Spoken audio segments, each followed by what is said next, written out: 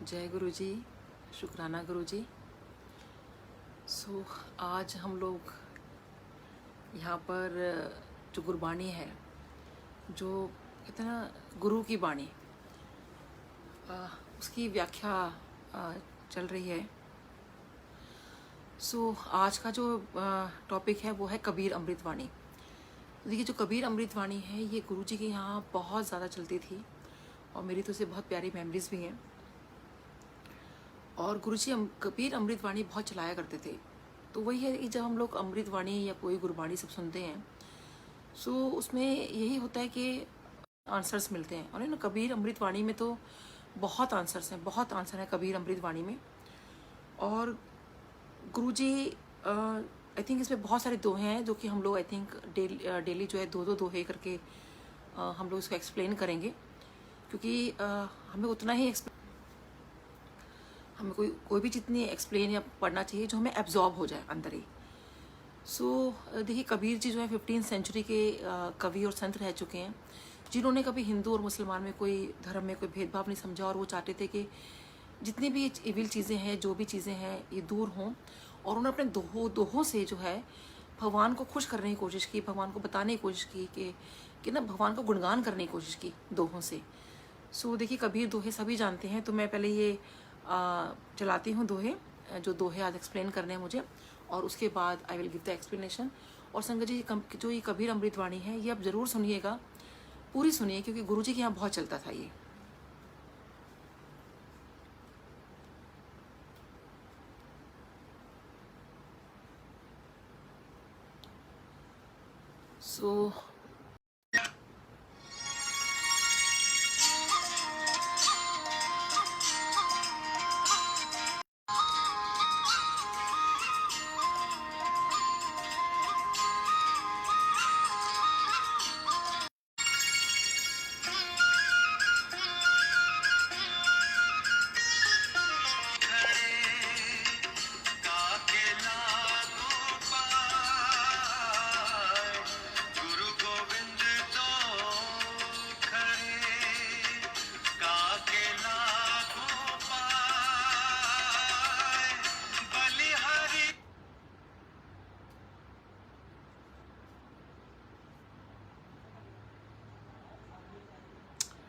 सब internet problem आ रही है संगत जी। गुरु बलिहारी गुरु आपने जो गोविंद दियो मिलाए। तक मैं इसकी व्याख्या कर देती हूँ, तब तक नेट की प्रॉब्लम सॉल्व होती है। देखिए, गुरु गोविंद दो खड़े काके लागू पाए, बलिहारी गुरु आपने गोविंद दियो मिलाए। इसका अर्थ है, कबीर दास जी इस दोहे में कहते हैं कि अगर हमारे सामने गुरु और भगवान दोनों एक साथ खड़े हों तो आप किसके चरण स्पर्श करेंगे।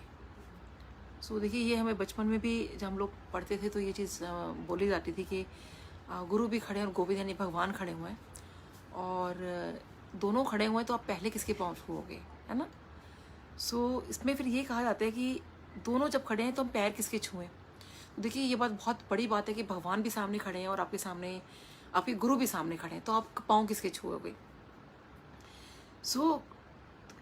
आगे उन्होंने कहा है, गुरु ने अपने ज्ञान से ही हमें भगवान से मिलने का रास्ता बताया है। देखिए, बलिहारी गुरु आपने, तो हम अपने गुरु के बलिहारी जाते हैं, हम अपने गुरु को प्रणाम पहले करते हैं, क्योंकि उस ज्ञान से, क्योंकि अगर हमें हमारे गुरु ज्ञान ना देते कि गुरु मतलब भगवान क्या चीज़ है, तो भगवान को हम जान ही नहीं सकते थे ना। हम देखिए, जब अपने गुरु के पास जाते हैं तो हमें जब बताते हैं, नहीं तो हम तो एक छोटा बच्चा है, वो अपने गुरुकुल में जैसे गया है, पढ़ने जाते थे, जैसे पहले गुरुकुल हुआ करते थे, तो जब वो पढ़ने जाता है बच्चा, जो उसका अपना गुरु है, वही बताता है कि भगवान क्या चीज़ है, क्या होते हैं भगवान। किताबों में बताता है, ज्ञान के तरीके से बताता है कि वो परमात्मा जो है वो सिर्फ एक है। पहले ये बात हमें तो नहीं पता थी, सबसे पहले हमें ज्ञान किसने दिया, ये ज्ञान दिया हमारे गुरु ने। तो वही है, गुरु ने अपने ज्ञान से ही हमें भगवान से मिलने का रास्ता बताया है, इसलिए गुरु की महिमा भगवान से भी ऊपर है। इसीलिए कहा जाता है कि जो गुरु जी हैं, जो गुरु हैं, तो देखिए वो भगवान से भी ऊपर इसलिए माने गए हैं क्योंकि वो ज्ञान दे रहे हैं हमें, और हमें ये बता रहे हैं कि भगवान क्या चीज़ है, और हमें इसीलिए गुरु के चरण पहले स्पर्श करने चाहिए। तो देखिए, इसमें यही होता है कि जब अ, लेकिन देखिए हमारे यहाँ पर जो गुरु जी हैं वो तो खुद भगवान है, यहाँ तो एक अलग ही चीज़ हो गई। तो इसीलिए हमारे तो गुरु भी वही वही हैं और गोविंद भी वही हैं। सो अब अगला पढ़ते हैं, करते हैं।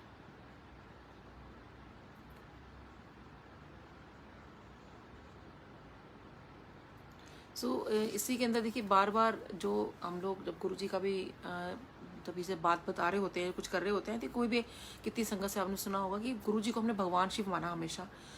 लेकिन क्यों माना, कैसे? ये पहले गुरु बन के ही गुरु जी ने ज्ञान दिया हमें कि वो कौन है, और हमें जैसे शिव पुराण पढ़ने के लिए कहा और इतनी चीज़ें बताई, तो वो चीज़ हमें कहाँ से आई? गुरु जी से पता चली कि शिव पुराण में देखिए लिखा हुआ है कि जब भगवान शिव जन्म लेंगे, जब दोबारा आएंगे इस धरती पर, तो वो गुरु के रूप में आएंगे। तो देखिए यहाँ तो बिल्कुल क्लियर हो जाता है। तो यहाँ पर ये जो दो कहते हैं ना, इसमें कोई संशय ही नहीं है कि हमारे जो गुरु हैं और जो गोविंद हैं वो एक ही हैं।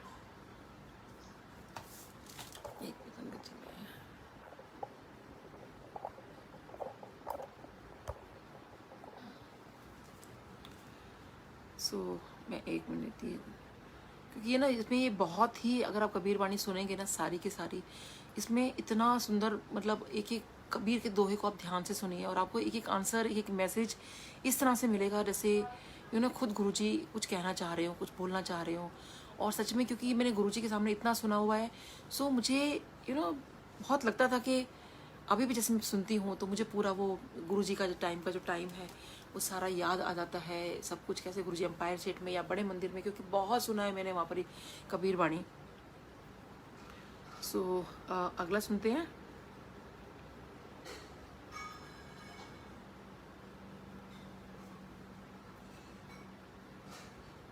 इसीलिए हमें अपने कहते हैं कि गुरु जी पे पूरी आस्था, पूरा विश्वास, क्योंकि देखिए जो गुरु है वही हमें ज्ञान दे रहे हैं, और जब गुरु हमें ज्ञान देते हैं ना, वो वही ज्ञान देते हैं जो उनके भक्तों के लिए ठीक होता है।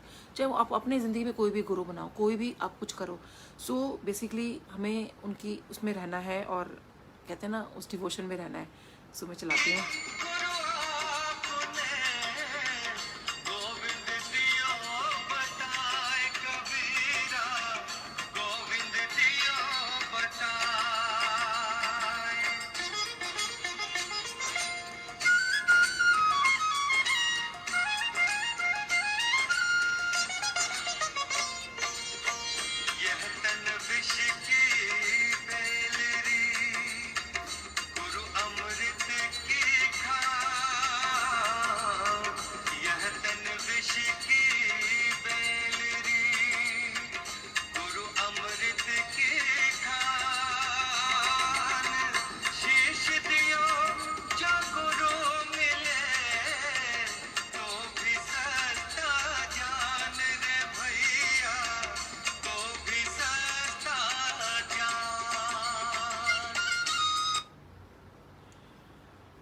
तो देखिए, यह तन विष की बेलरी, गुरु अमृत की खान। तो भावार्थ ये है कि कबीर दास जी कहते हैं कि ये जो शरीर है, यह तन विष की बेलरी, ये जो शरीर है, इस शरीर में तो विष जहर से भरा हुआ है। हमारे यानी कि वो जहर है, वो जो नेगेटिविटी है, वो जो चीज़ें हैं, वो तो भरा पड़ा है हमारा शरीर। यह तन विष की बेलरी, और जो गुरु हैं वो तो अमृत की खान है, और हमारे अंदर विष भरा पड़ा है, और जो गुरु हैं उनके तो अमृत भरा पड़ा है, वो तो अमृत की खान है। शीश दिए जो गुरु मिले तो भी सस्ता जान। तो देखिए, अगर अपना शीश, सर देने के बदले में आपको कोई सच्चा गुरु मिले तो भी ये सौदा जो है सस्ता है। तो देखिए कितनी अच्छी उन्होंने कबीर दास जी ने बात बोली है कि हम तो, जो ये हमारा तन है ये पूरा विष से भरा हुआ, जहर से भरा पड़ा है, और अगर हम अपना शीश भी काट के दे देना, और उसके बावजूद अगर हमें एक सच्चा गुरु मिल जाता है तो भी सस्ता जान।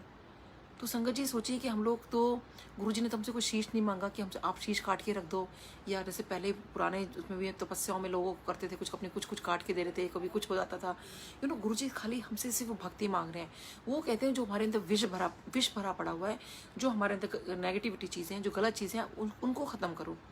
उनको हमने ख़त्म करना है। और उसके बाद देखिए, अगर, लेकिन कबीर जी का दोहे का मतलब यह है कि अगर आपको अपना सर भी काट के देना पड़ जाए ना, और अगर सच्चा गुरु मिल जाता है, तो भी सस्ता जानो। तो कहते हैं वो भी एक सौदा जो है वो बिल्कुल सस्ता है।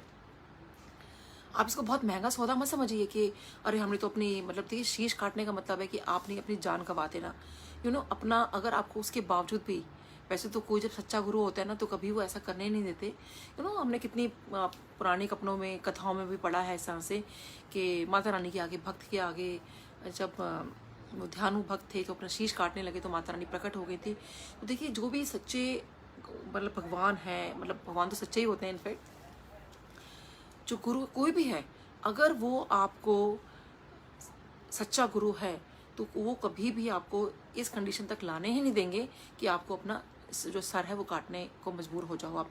बट उनका भावार्थ कहने का सिर्फ यही है कि अगर ऐसा करना भी आपको पड़ जाता है, अगर आपको अपना ये चीज़ें करनी ही पड़ जाती हैं, तो भी आप इस बात को बहुत सस्ता समझो कि ये सौदा तो बहुत सस्ता है कि आपने जो है शीश काट के अपने गुरु प्राप्त कर लिए। तो देखिए हमारे गुरु जी का सिर्फ यही कहना है, और जो हमें इस ज़िंदगी में हमें उन्होंने अपने से जोड़ा है, अपने से लगाया है अपने चरणों कमलों में, हमें एक वो, हम उनकी सेवा, मतलब सेवा तो हम कर क्या ही कर सकते हैं। हम तो जो कुछ कर रहे हैं वो अपने लिए कर रहे हैं, हम गुरु जी के लिए कुछ नहीं कर रहे, ये सब हम अपने लिए कर रहे हैं ताकि हम अपने कर्म काट सकें, हम अपनी चीज़ें ठीक कर सकें। सो देखिए ये कबीर के दोहों से ये बहुत हमें क्लियर मैसेज मिलता है इस बात का।